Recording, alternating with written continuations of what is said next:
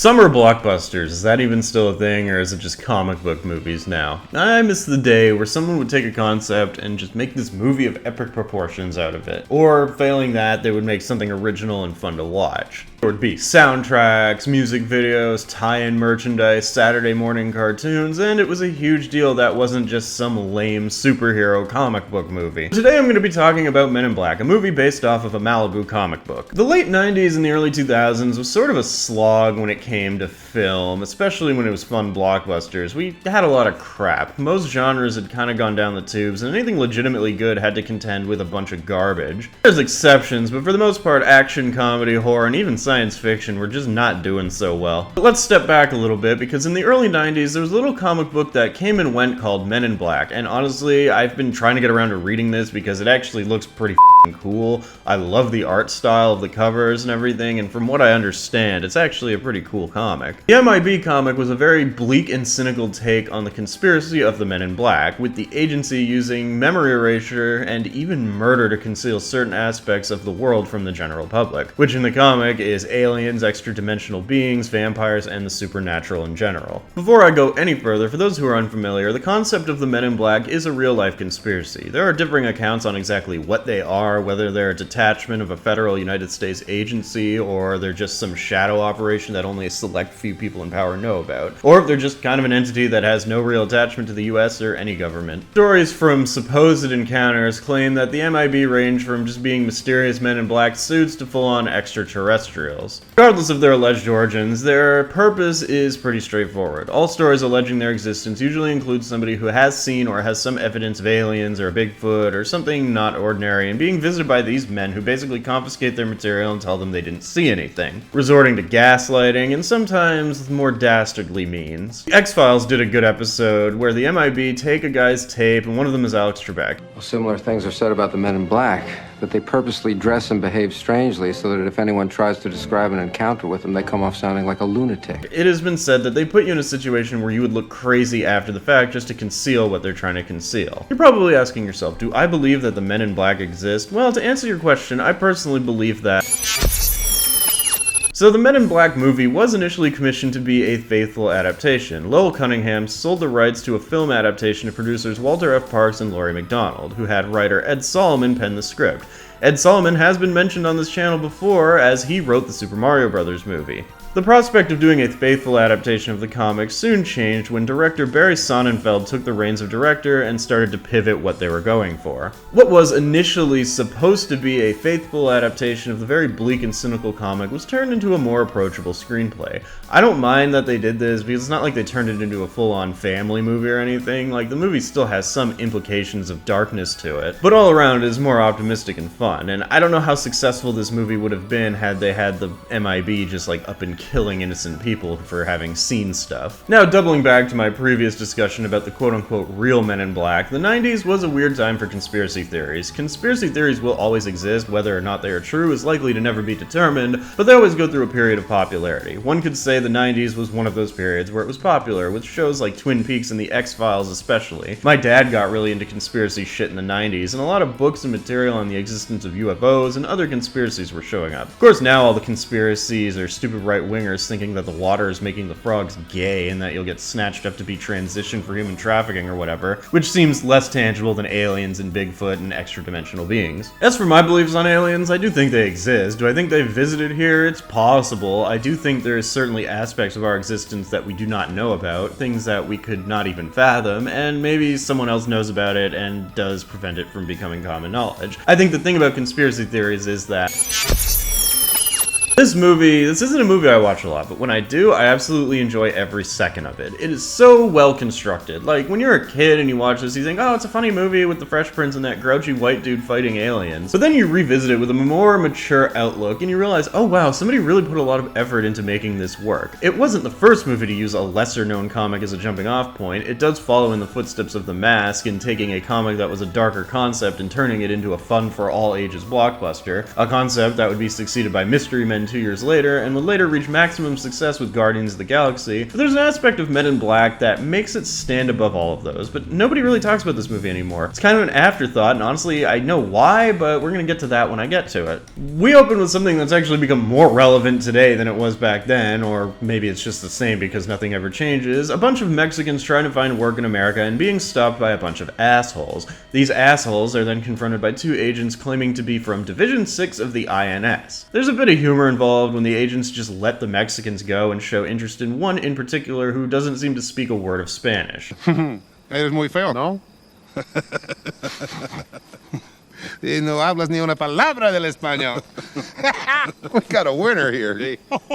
Who is soon revealed to be an alien, and I gotta say, this is an earlier CGI movie, and for what it's worth, the CGI in this is still pretty damn solid. It looks older, but it never looks jank, and Rick Baker worked the makeup department, so you know it's gonna be a solid production. Oh, and the old guy who plays D, he looked really familiar when I rewatched this, and he ended up being the guy from Oz who got all messed up on opium and killed his girlfriend in season 1. Interesting. I like how the MIB are just like, come on, Mikey, what are you doing? They're not even mad, they're just like disappointed, and you know, they're cordial with the alien. But then he's spotted by one of the border patrolmen, and the alien wigs out, and the MIB has to put him out of his misery. I always thought one of the darker elements of Men in Black was the gaslighting and subsequent memory erasure present. It's pretty dark to think that there's an agency who can just wipe your memory and be like, yeah, what you actually saw was, and then that's just like that. Which is funny because memory tampering is a big part of two of my other all-time favorite movies, but we'll cross those bridges soon enough. So Kay's partner D just is not cut out for this work anymore. He fumbled his gun during the alien incident and almost caused a witness to get attacked by Mikey. So what happens when someone just can't do it for the MIB anymore? They get their memory wiped, which brings us to the present day. And I feel I should bring this up because I'm going to kick myself in the ass if I don't. The guy driving in the illegal immigrants in his truck is played by John Grease, aka the guy who played Uncle Rico. If you want to hear me talk more about Napoleon Dynamite, come back to this channel in about a year when I do a video to commemorate its 20th anniversary. God, I'm old. I could have told you that. Yeah, it's funny that I say the modern day. Like, I always assume that this scene took place, like, at least a few years before the main movie, but then you see 1997 on the mind wipe thing. So really, this is just probably happening around the same time as what's happening now, which is Will Smith being Will Smith. Come on.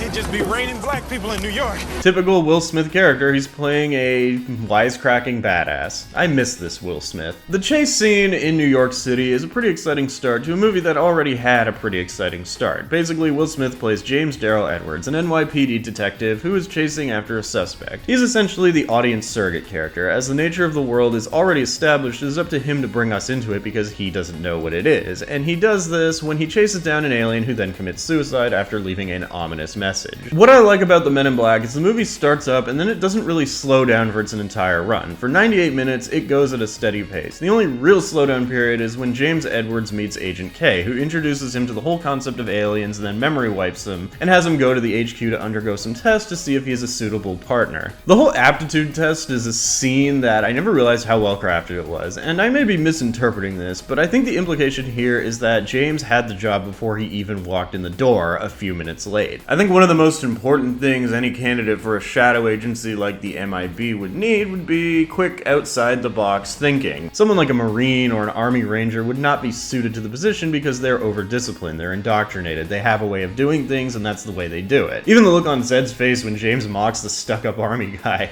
pretty much says it all. What's so funny, Edwards?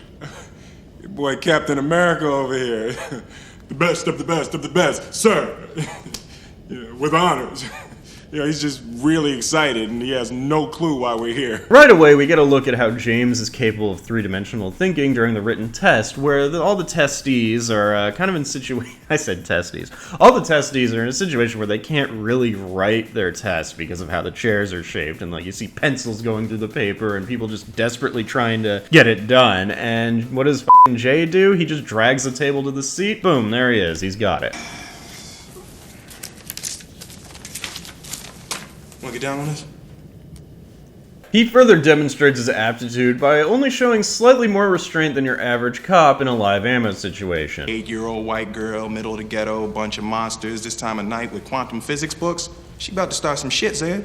She's about 8 years old. Those books are way too advanced for her. I think it's just really funny that he had the intuition to shoot the little girl. So yeah, in terms of writing, this scene is one of the highlights of the entire movie. The writing, the performances of Rip Torn and Will Smith, I think this entire sequence deserves way more praise than it gets, as it is just so well constructed. So as mentioned, yeah, James was destined to get the job, and then after being mind-wiped, he has the existence of aliens reconfirmed and is given 24 hours to think over the job, which, have you seen the poster, you know he's gonna take it. When you're a Men in Black, you basically don't exist. Everything is wiped, your records, your fingerprints, and your identity, and since this is the 90s, we get an inevitable trailer line. Know what the difference is between you and me?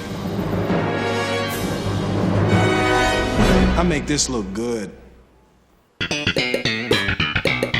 So, Will Smith playing his standard wisecracking badass, great. Tommy Lee Jones playing a grouchy old veteran, great. These two are the stars of the movie, and they both kill it. There is an undeniable chemistry between the two. You can see the look in TLJ's eyes when he actually seems to be enjoying this and enjoying working with Will Smith. This is all speculative, of course, but it's in contrast to the look in his eyes in Batman Forever, where he had to sanction Jim Carrey's buffoonery. Which, let's get into a few fun facts. For one, Tommy Lee Jones hated the script of this movie and ad-libbed a bunch of stuff, and it actually ended up working out because Will Smith, being a rookie, would have to try and keep up with him. The second fun fact is that Will Smith wasn't supposed to be in this movie. The producers wanted Chris O'Donnell to portray Jay, but Barry Sonnenfeld wanted Will Smith because his wife was a fan of Fresh Prince of Bel-Air. Sonnenfeld was continually pressured by the studio as well as executive producer Steven Spielberg to convince O'Donnell to do the part, after O'Donnell had a hot run on Batman Forever. How did Sonnenfeld get around this? Well, he basically sabotaged the meeting with O'Donnell by telling him that the movie wasn't going to do very well and was not well written, and he did all this so that he could hire Will Smith. It's funny to think though, because Tommy Lee Jones played Two-Face in Batman Forever, who killed Robin, Chris O'Donnell's character's parents. It would have been funny to see them working as friends instead of enemies. But for as good as TLJ and Will Smith are, the real acting powerhouse in this movie is Vincent D'Onofrio. I think Vincent D'Onofrio is definitely in the discussion for great character actors of the modern day. He plays Edgar, initially just an abusive husband to a poor housewife before his skin is ripped off and used as a disguise by a giant cockroach alien. The way D'Onofrio does this performance, it's actually insane that he was able to pull this off, and even more insane that he didn't get an Oscar nomination for this performance. Rick Baker's makeup job is pretty good. It's Edgar, but it's not Edgar. His face and his skin it looks just like it's being worn by a giant alien, but the real meat of this performance is D'Onofrio's physical acting. The trailer said in Superman, "You will believe a man can fly." Well, in Men in Black, you will believe that a giant space cockroach is using a man's skin as a disguise and is only not being outed by virtue of the fact that New York or any big city is full of crackheads who kind of just move like that because they're on crack. As mentioned, I think one of the darker aspects of this movie is the memory erasure. It's used quite a bit. It's used on the Border Patrol, it's used on Agent D when he retires, and it's used on the coroner, played by, honest to God, one of the hottest women who's ever lived, Lyndon Florentino. She gets zapped at the beginning, she gets zapped when they find another alien, and K full-on admits that he has done it multiple times. I'm gonna get back to this point near the end of the video. Hey, whoever you guys are, you're gonna have to show me some idea if you're gonna be in the morgue. Oh, yes, of course, young lady. Have a look at this for me, please. Would you stop that? What? That thing is gonna give her brain cancer or something. So what's the conflict in this movie? Why is Edgar the Bug here and running amok? Well, there is an alien prince who's in possession of a galaxy that is on Earth, that has an unlimited source of energy and can be exploited by the bugs for war purposes. So the bug is trying to get a hold of it and goes so far as to kill the two aliens, but he fails to find the galaxy. In the meantime, Agent K and J do a bit of mystery solving to try and find what's going on. The aliens on Earth are acting weird, they're vacating. They visit the wife of Edgar and find out that there is a bug. Also, cue a hilarious Will Smith scene where he tries to deliver an alien baby. Okay, something's peeking. Proactive midwives at 54th and Madison. You're headed out of town, Reggie. The mystery aspects of the movie are fun. Like, we know what's going on, but we're watching K and J try to figure it out for themselves and figure out the meaning behind it. And the meaning behind it is basically that unless they get the galaxy back to the Archelians, the Earth is going to be destroyed. I find that the slower scenes in this movie do not stall the movie's forward momentum, and they're quite well crafted, but this movie excels with its bigger moments, like the scene where they finally give Jay a gun and it's this little pea shooter. Or so you would think, because the noisy cricket fires a massive shockwave that destroys everything in its path. I also think something interesting that happens is during the scene with the Archelian prince that they never really play on is that the coroner, Dr. Weaver, does have some lingering memories of Jay despite having been flashed several times. Again, get back to that shortly. But it's almost as if they're hinting that the flash, people build up an immunity to it. So eventually they figure out that the whole time the galaxy was on a piece of jewelry on the Archelian prince's cat, Orion. And unrelated, but I remember once Star Wars Episode 2 was on TV and I was watching it with my friend Dylan, and when Padme's double gets killed, she's holding her in her arms and my buddy did the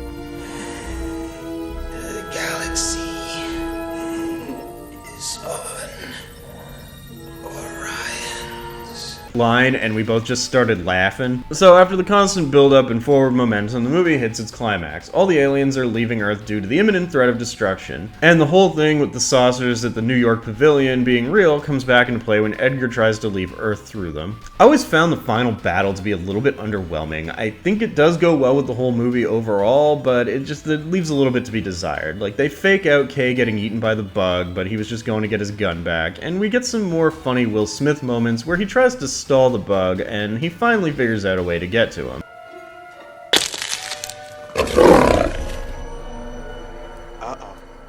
I'm sorry.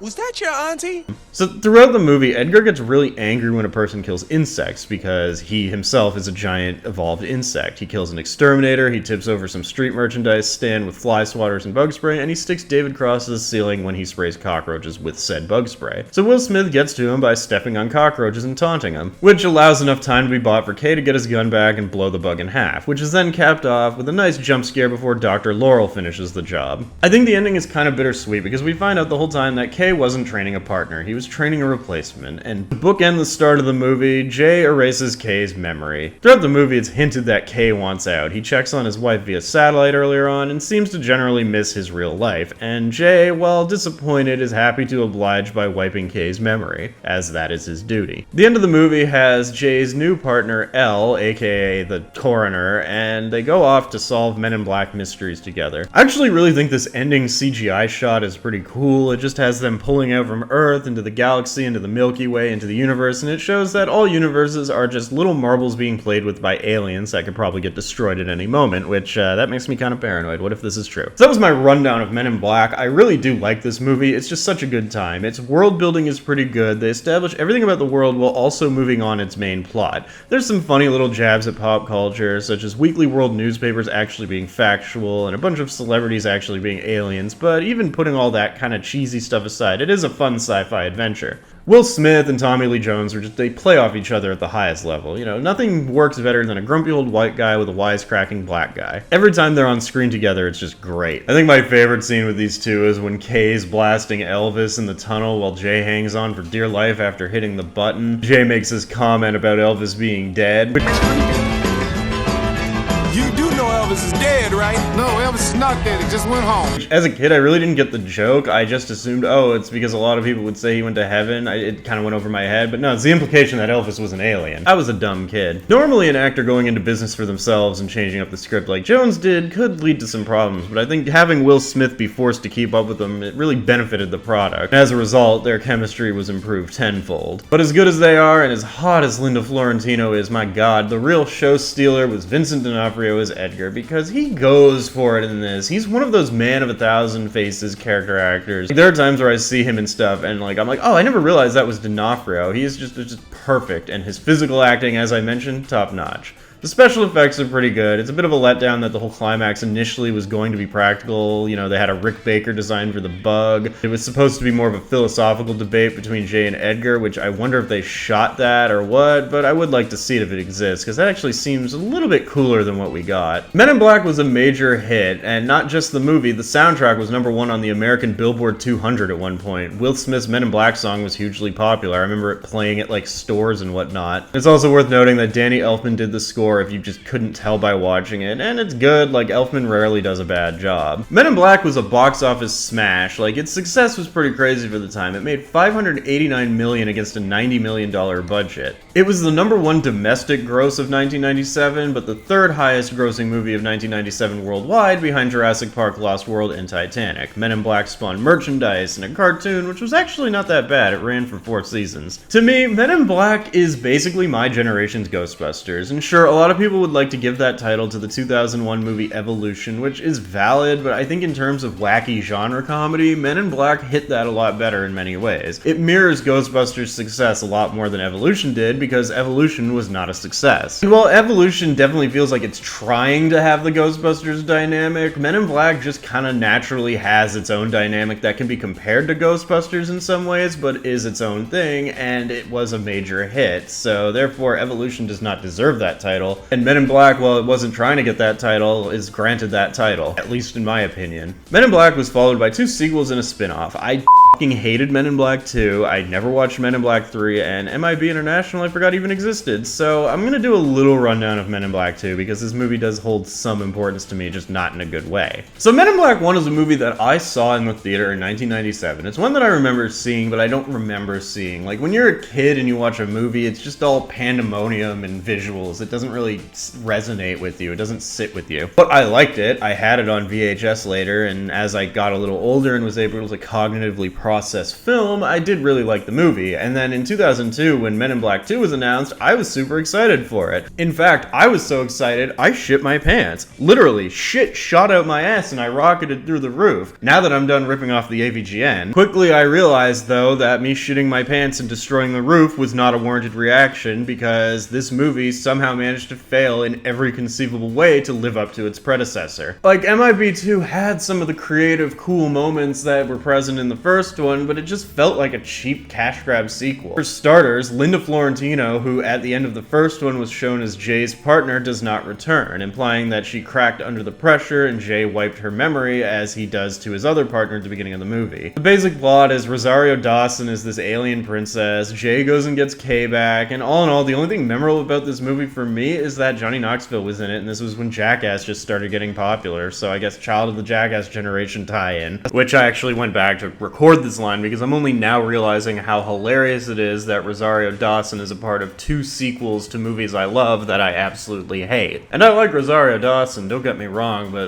that's unfortunate. Aside from that, the only other thing memorable about this movie is this is one of the first movies to truly disappoint me. When you're a kid, every movie you see you like because you watched it. Very rarely do you look at a movie at a young age, I would say under the age of 10, and think it sucked. You're not hung up on the logic of it. It's fun, it's fun. Like, you're just happy to be seeing a movie and seeing a bunch of stuff on the screen and getting popcorn, which apparently people in this generation haven't grown out of because you still got a bunch of babies going to see Marvel movies. As you get older, I think this is when puberty kind of starts kicking in. You start to realize that some movies have flaws and that some movies are even bad. Men in Black 2 was that moment for me. I didn't like it. I walked out of the theater disappointed as shit, and I felt betrayed by it. Sure, Will Smith and Tommy Lee Jones are still Will Smith and Tommy Lee Jones, but the movie completely lacks the charm of the original, which is ironic because it still had the same director. I think MIB 1 was just a 1 in a million hit. They had all the right ingredients, and it just made for a masterpiece of a summer blockbuster that could never be replicated. And I know using the term masterpiece is hyperbole. It's not a masterpiece, but it's still a very fun movie that they just could not make fun again. It was a tough act to follow, and the sequel didn't even get close. Men in Black 2 just didn't land, and this is reflected in its box office, where it made $441 million versus its $140 million budget. And technically, yes, that is a success. It made its budget back about 4 times over almost, but nobody talked about this movie. It didn't really get the best reviews, and people forgot about it. The franchise was essentially killed off. This movie just broke my heart. It destroyed the childlike wonder of going to the movies because I came out of it unsatisfied, didn't like it, it just didn't hit as good as the first one, and it pisses me off just talking about it. It's one of the few movies to actually do this. So from this point forward, unless somebody actually physically puts cash in my hand, I am never talking about this piece of garbage again. Of course, if you would like to put cash in my hands to watch me review Men in Black 2, I do have a Patreon. You can subscribe to it at patreon.com/GenerationYEntertainment. I don't expect to make any money off of it. I literally just did it to secure my name. Subscribe now and use the promo code GenerationYEntertainment to get absolutely nothing. Now, I'd actually heard the third movie was pretty decent. It did better at the box office than 2, and it seemed to have a unique premise that Kay gets erased from time and Jay has to go change the past, where a young Kay is played by Josh Brolin, which is pretty good casting. And Jermaine Clement is the villain. But by that point I was done, because it's like, I don't need to see a second sequel that's probably not as good as the first one. The point of a sequel is you make a movie better. People are like, oh, you just remember your childlike wonder. Well, I remember the childlike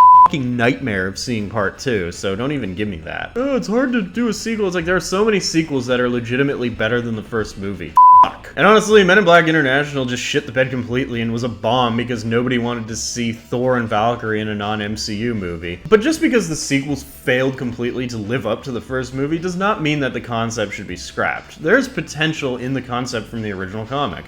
Do a live-action series that's like low-key based on the comic more than the movie. Take the darker elements, do more than just aliens and run with it. I think there is true potential here. And actually, while writing this review, I came up with an idea for a Men in Black movie, going back to my earlier comment about about how Dr. Laurel seemed to have some latent memory of Jay despite being neuralized multiple times, I think an interesting step for either a sequel or something in a reboot would be to do a story where the villain isn't an alien at all. What if it was some guy who got neuralized one too many times and it just kind of stopped working, but nobody believed him, so he went crazy and started stalking the Men in Black, threatening to expose the entire thing. The whole purpose of the MIB is to prevent normal people from knowing about aliens. Kay even says in the movie, I don't know whether or not you've forgotten, but there's an alien battle cruiser about to... There's always an alien battle cruiser or a Carillion death ray or an intergalactic plague that's about to wipe out life on this miserable little planet. The only way these people get on with their happy lives is they do not know about it. and I see the potential in this. I think it would be very interesting that it's like the enemy is just a normal person who knows too much and they can't stop him. Whether they want to do it as an MIB follow-up or as part of a new series, I think it would work very well. Nevertheless, I hold out hope that one day we get the more gritty interpretation in the form of an animated series or a live-action TV reboot, and I understand it would be pretty difficult to sell. It would be like the Ninja Turtles trying to do an adaptation of its more gritty original comic after years of being a kid-friendly product. People may not accept it, but enough time has passed. TLJ isn't going to do another sequel, so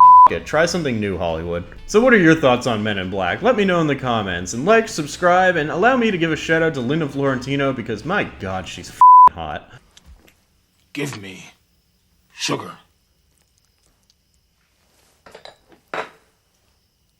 In water.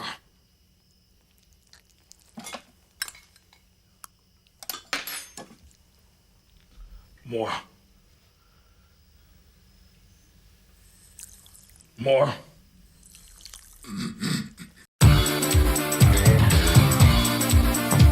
Now this is a story all about how my life got flipped, turned upside down, and I'd like to take a minute, just sit right there. I'll tell you how I became the prince of a town called Bel Air. West Philadelphia, born and raised on the playground of where I spent most of my days. Chilling out, maxing, relaxing on cool and on shooting some b-ball outside of school. When a couple of guys who were up to no good started making trouble in my neighborhood. I got in one little fight and my mom got scared and said, "You're moving with your auntie and uncle in Bel Air." It was the board cabin,